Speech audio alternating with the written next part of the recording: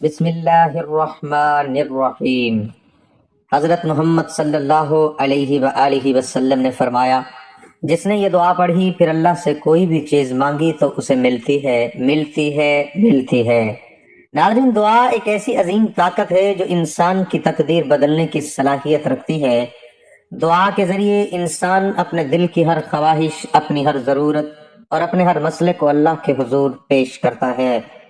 اللہ تعالیٰ دعا کے ذریعے اپنے بندے کی دل کی حالت اور اس کی نیت کو جانتے ہیں اور دعا کرنے والے کو اپنی رحمت اور عنایت سے نوازتے ہیں۔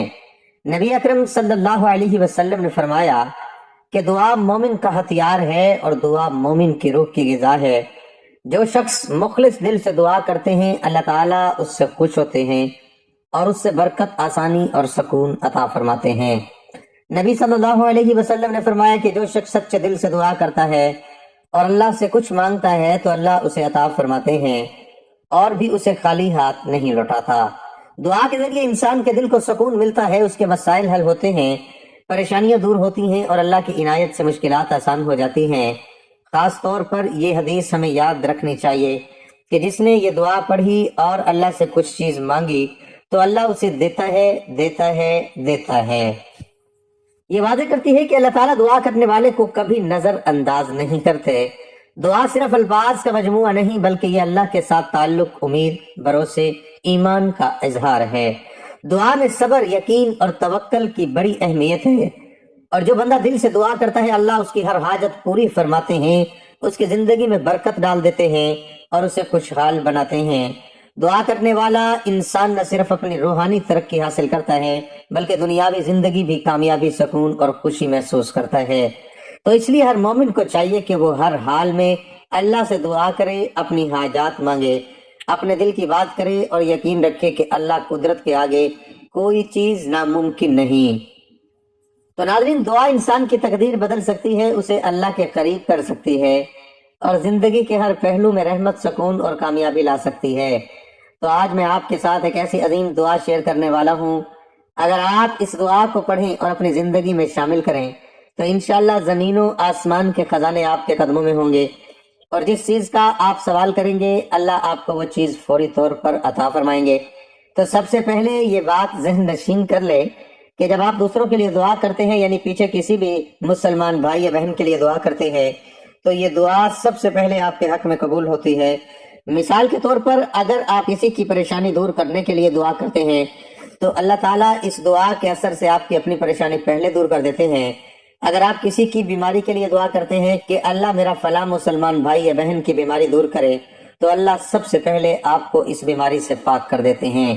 تو ناظرین، اسی طرح یہ ایک ایسی عظیم دعا ہے کہ اس کے بارے میں نبی اکرم صلی اللہ علیہ وسلم نے فرمایا کہ جو بندہ یہ دعا پڑھتا ہے اللہ تعالیٰ اس بندے کو مستجاب الدعوات بنا دیتے ہیں، یعنی ایسی شخصیت عطا فرماتے ہیں جس کی کوئی دعا رد نہیں ہوتی۔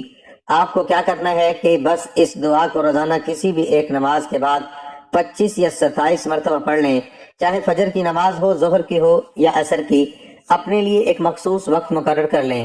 اس دعا کو مستقل پڑھنے سے نہ صرف آپ کی زندگی میں وہ سب کچھ آئے گا جو آپ چاہتے ہیں، بلکہ اس دعا کی برکت سے اللہ کل جہاں کے رزق اور رحمت بھی پھیلاتے ہیں۔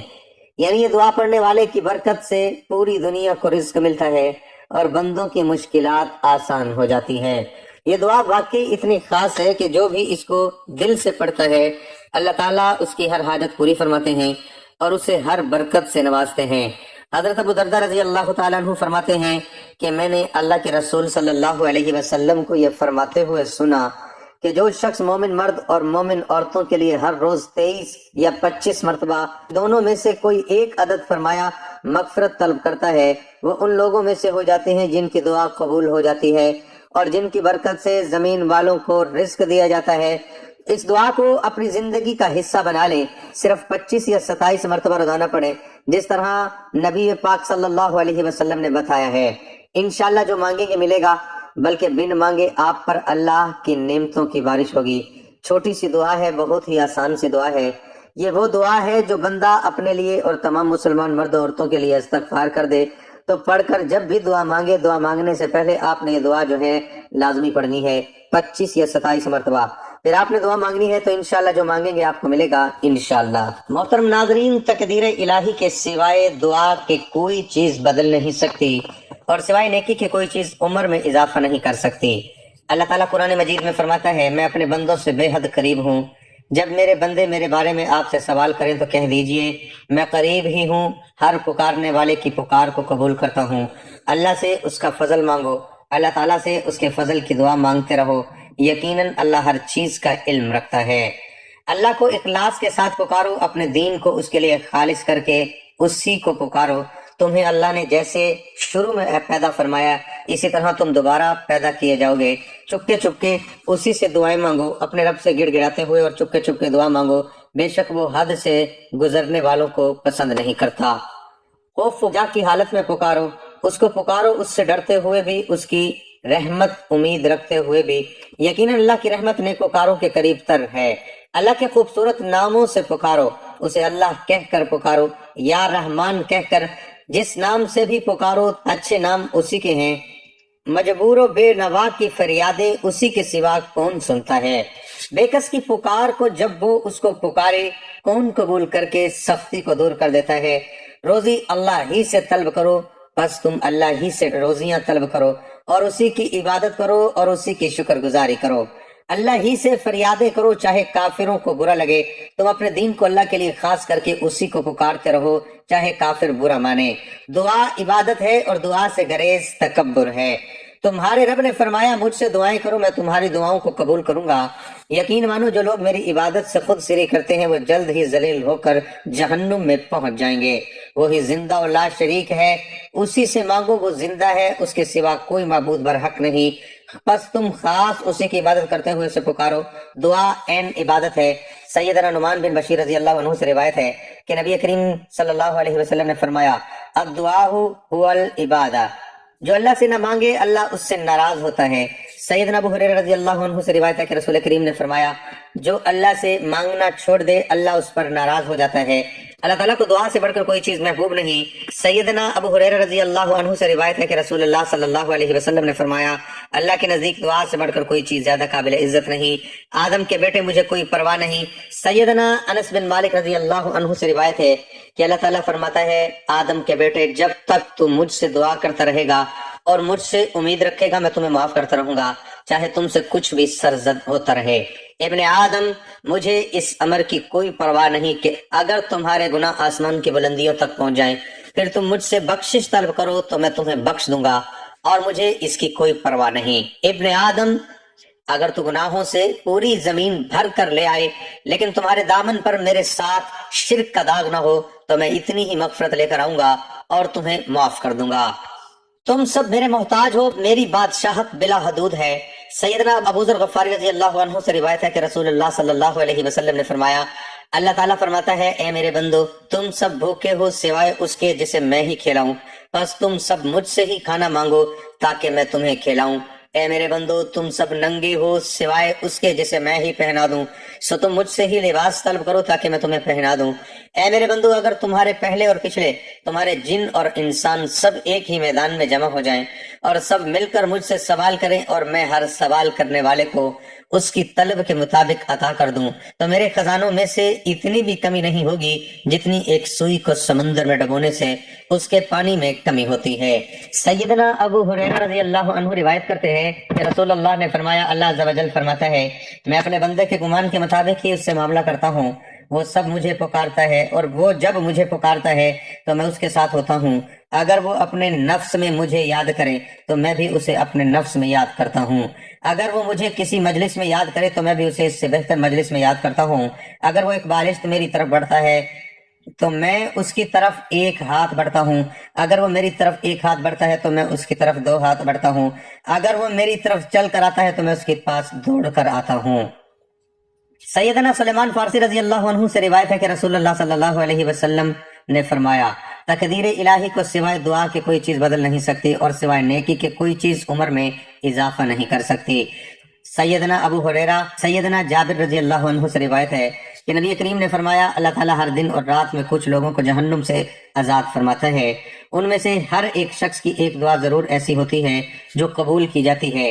سیدنا ابو سعید خدری رضی اللہ عنہ سے روایت ہے کہ رسول اللہ صلی اللہ علیہ وسلم نے فرمایا، کوئی بھی مسلمان جب کوئی ایسی دعا کرتا ہے جس میں کوئی گناہ اور قطع رحمی کی بات نہ ہو تو ایسے شخص کو 3 میں سے ایک چیز ضرور عطا کر دی جاتی ہے، یا تو اس کی دعا فوری طور پر قبول کر لی جاتی ہے، یا اس دعا کو آخرت کے لیے محفوظ کر لیا جاتا ہے، یا اس دعا کے باعث کسی ایسی ہی آنے والی مصیبت کو ٹال دیا جاتا ہے۔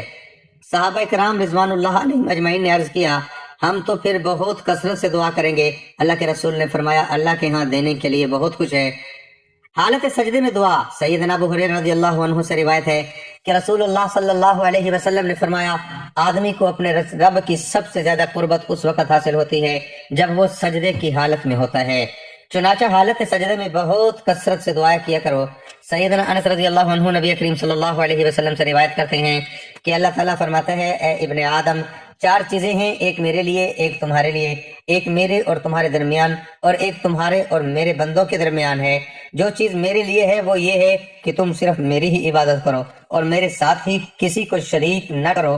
جو چیز تمہارے لیے ہے وہ یہ ہے کہ جو اچھا کام بھی تم کرو گے تمہیں اس کی جزا ملے گی۔ جو چیز میرے اور تمہارے درمیان ہے وہ یہ ہے کہ تمہارا کام دعا کرنا ہے اور میرا کام اسے قبول کرنا ہے، اور جو چیز تمہارے اور بندوں کے درمیان ہے وہ یہ ہے کہ تم ان کے لیے بھی وہی کچھ پسند کرو جو اپنے لیے کرتے ہو۔ دعا کی توفیق کیسے ملتی ہے؟ سیدنا انس رضی اللہ عنہ سے روایت ہے کہ رسول اللہ نے فرمایا، اس ذات کی قسم جس کے ہاتھ میں میری جان ہے، اللہ تعالیٰ اس وقت تک کسی کو دعا کی اجازت نہیں دیتا جب تک اس کی دعا کو قبول ہونے کی اجازت نہ ہو جائے۔ سیدنا عبداللہ بن مسعود رضی اللہ عنہ سے روایت ہے کہ رسول کریم نے فرمایا، اللہ سے اس کا فضل مانگو، اللہ تعالیٰ مانگنے کو پسند کرتا ہے، اور کشادگی کا انتظار کرنا افضل ترین عبادت ہے۔ دعا مومن کا ہتھیار اور دین کا ستون ہے اور زمین و آسمان کا نور ہے۔ دعا اللہ کے لشکروں میں سے ایک لشکر ہے جو تقدیر کو حتمی ہونے کے بعد بھی بدل دیتی ہے۔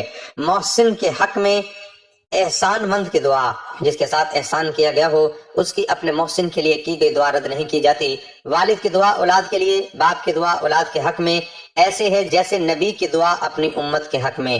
دعا کے بعد چہرے پر ہاتھ پھیرنا، سیدنا عمر رضی اللہ عنہ سے روایت ہے کہ نبی کریم جب دعا کے لیے ہاتھ اٹھاتے تو انہیں نیچے لانے سے قبل اپنے چہرے پر پھیر لیتے۔ صبح کے وقت دعا، سیدنا علی رضی اللہ عنہ سے روایت ہے کہ رسول اللہ نے فرمایا، جب تم صبح کی نماز ادا کر لو تو دعا کا سہارا لیا کرو اور صبح سویرے اپنی حاجتیں طلب کیا کرو جب سائے ڈھل جائیں۔ سیدنا عبداللہ ابی اوف رضی اللہ عنہ سے روایت ہے کہ نبی کریم نے فرمایا، جب سائے ڈھل جائیں اور ہوائیں تیزی سے چلنے لگے تو اپنی ضروریات کو یاد کیا کرو، یہ توبہ کرنے والوں کی گھڑیاں ہوتی ہیں۔ محترم ناظرین، دین و دنیا کے ہر جائز کام کے لیے محنت و کوشش کے ساتھ ساتھ دعا کا اہتمام کرنا چاہیے۔ مثلا کوئی کاروبار کر رہا ہے تو محنت و کوشش بھی کرے اور دعا بھی مانگے کہ اے اللہ اس میں برکت فرما اور اس کاروبار کو نقصان سے محفوظ فرما۔ اگر کوئی دشمن ستائے، خواہ دین کا دشمن ہو یا دنیا کا، تو اس سے بچنے کی تدبیر بھی کریں اور اللہ تعالیٰ سے دعا بھی کریں کہ اے اللہ اس دشمن کو زیر فرما۔ یا مثلا کوئی بیمار ہو تو علاج بھی کرواتا رہے مگر اللہ تعالیٰ سے دعا بھی مانگتا رہے کہ اے اللہ اس بیماری کو دور فرما۔ اگر کوئی مالدار ہے تو مال کی حفاظت بھی کرے، تالے میں رکھے گھر والوں کو یا پہرے داروں سے اس کی حفاظت کرانے کی کوشش بھی کرے، مگر ساتھ ساتھ اللہ تعالیٰ سے دعا بھی مانگتا رہے، اے اللہ اس مال کی چوروں اور ڈاکوؤں سے حفاظت فرما۔ اگر کوئی کسی مقدمے میں پھنسا ہوا ہے تو اچھے وکیل کا بھی انتظام کرے اور دعا بھی کرے، اے اللہ مجھے اس مقدمے میں کامیابی عطا فرما۔ قرآن کریم اور علم دین پڑھنے والا طالب علم محنت سے پڑھے بھی اور دعا بھی کرے کہ اے اللہ اسے میرے لیے آسان فرما اور اسے میرے ذہن میں جما دے۔ نماز اور روزہ شروع کر رہا ہے تو خشوع و خضوع اخلاص نیت کا اہتمام بھی کرے اور اللہ تعالیٰ سے دعا بھی کرتا رہے کہ اے اللہ میری مدد فرما اور مجھے اس پر استقامت عطا فرما۔ اور وہ کام جن میں تدبیر کا کوئی دخل نہیں، جیسے بارش کا ہونا، اولاد کا زندہ رہنا، شفا مل جانا، تعاون سے محفوظ رہنا یا غالب دشمنوں کے شر سے بچنا، تو اس مسئلوں میں ساری کوشش صرف دعا ہی میں کرنی چاہیے۔ محترم ناظرین، دعا صرف اس کا نام نہیں کہ زبانی یاد کی ہوئی 2-4 باتیں زبان سے کہہ دے تو یہ تو دعا کی نقل ہے۔ دعا تو اللہ تعالیٰ کے دربار میں ایک درخواست پیش کرنا ہے۔ ایک آدمی کسی حاکم و جابر کے دربار میں کوئی درخواست کس طرح پیش کرتا ہے، اس طرح کہ دل بھی اسی کی طرف متوجہ ہوتا ہے اور آنکھیں بھی، صورت بھی عاجزوں فقیروں جیسی بناتا ہے۔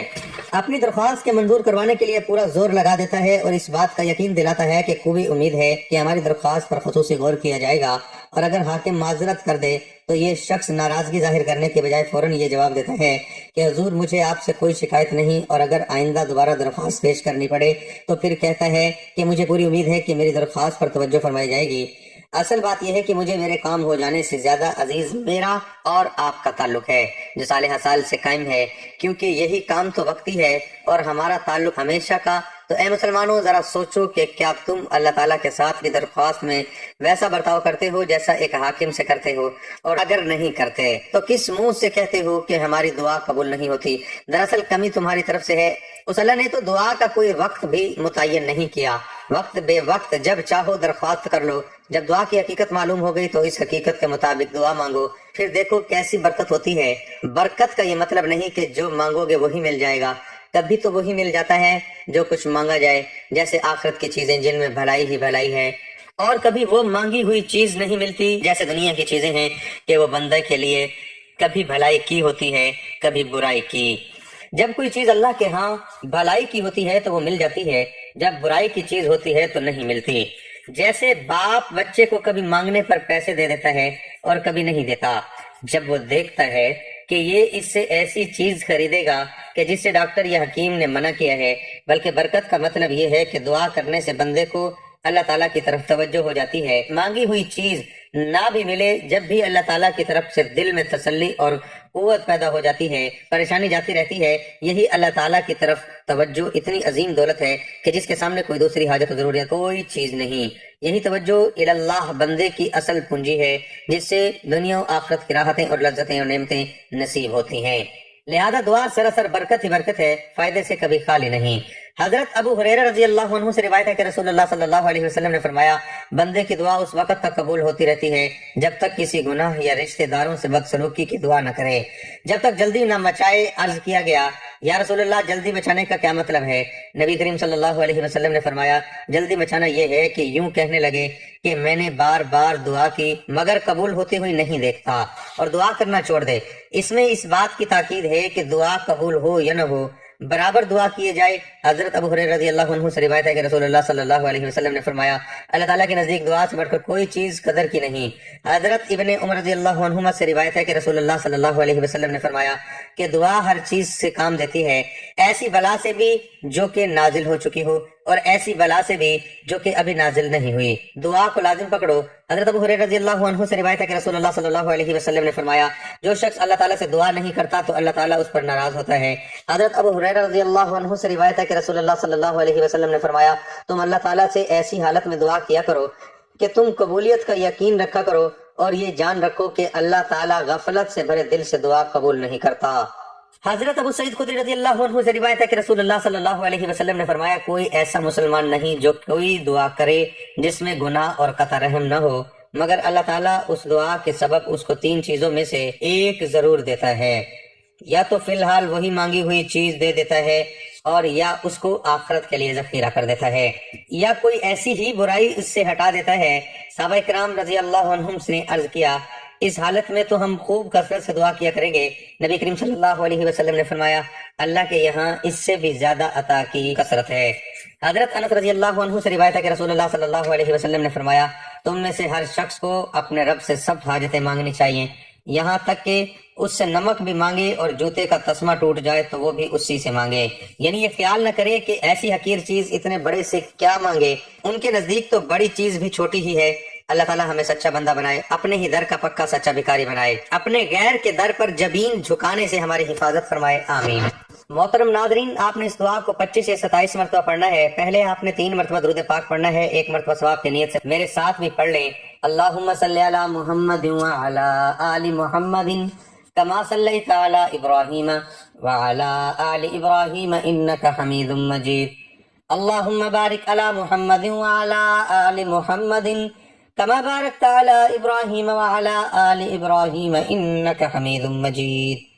درود پاک پڑھنے کے بعد اب یہ دعا پڑھ لیں، لا الہ الا اللہ العظیم الحلیم، لا الہ الا اللہ رب العرش العظیم، لا الہ الا اللہ رب السماوات ورب الارض ورب العرش الکریم، یہ دعا مکمل ہونے کے بعد آپ نے استغفار کی ایک تسبیح پڑھ لینی ہے۔ محترم ناظرین، یہ دعا نبی کریم صلی اللہ علیہ وسلم کے ان خاص تحفوں میں سے ہے جن پر خود جبرائیل علیہ السلام نے کہا کہ یہ دعا اللہ نے آسمانوں کی بلندیوں سے آپ کے لیے خاص نازل فرمایا ہے۔ تو اس دعا کو آج ہی سے اپنے ساتھی بنا لیں، روزانہ خلوص دل سے پڑھیں، بلکہ جب بھی نماز پڑھیں، نماز کے بعد دعا مانگنے سے پہلے یہ دعا لازمی پڑھیں، کیونکہ یہ سب سے بہترین دعا ہے، ہدایت ہے، حفاظت ہے، قبولیت ہے۔ آپ کی تمام حاجتوں کے لیے، آپ کی دنیا اور آخرت کے لیے دعا کریں اور دیکھیں کہ کس طرح آپ کی زندگی میں اللہ کا نور برسنے لگتا ہے، کیونکہ یہ دعا کوئی عام دعا نہیں ہے، یہ ایک نور ہے جو دلوں کو بھی بدلتی ہے، مقدروں کو جھکا دیتی ہے۔ یہ عمل کرنے کے بعد آخر میں آپ نے اتنا ہی درود پاک پڑھنا ہے جتنا شروع کرنے سے پہلے پڑھا تھا۔ دعا ہے کہ اللہ تعالیٰ میرا سنانا اور آپ کا سننا اپنی بارگاہ میں قبول و منظور فرمائے، آمین۔ ناظرین، گزارش ہے کہ اللہ تعالیٰ کے 99 ناموں میں سے کوئی ایک نام لکھ کر کمنٹ میں ضرور شیئر کریں۔ اللہ تعالیٰ ہم سب کا حامی ناصر ہو، آمین، جزاک اللہ۔